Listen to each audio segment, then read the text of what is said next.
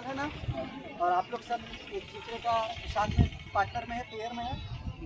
हम जो भी कुछ बोलेंगे, जैसे हेड बोलेंगे तो आपको हेड छूना है, ईयर बोलेंगे तो ईयर छूना है, नोज बोलेंगे तो नोज छूना है, शोल्डर बोलेंगे तो शोल्डर छूना है, नी बोलेंगे तो नी छूना है।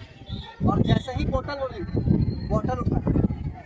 तो जैसे ये दोनों है, ये दोनों में से जो पहले बोतल उठा लेगा वो विनर है, ठीक है ना।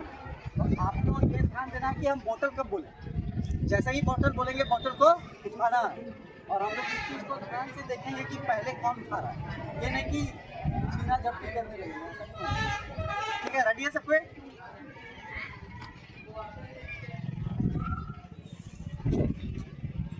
रेडी सब कोई? चलिए, हेड,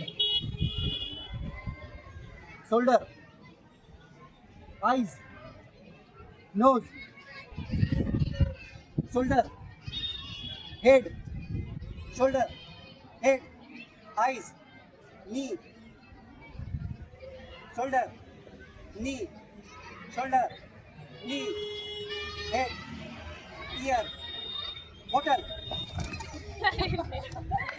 हम लोग दूर थे। ये विनर है।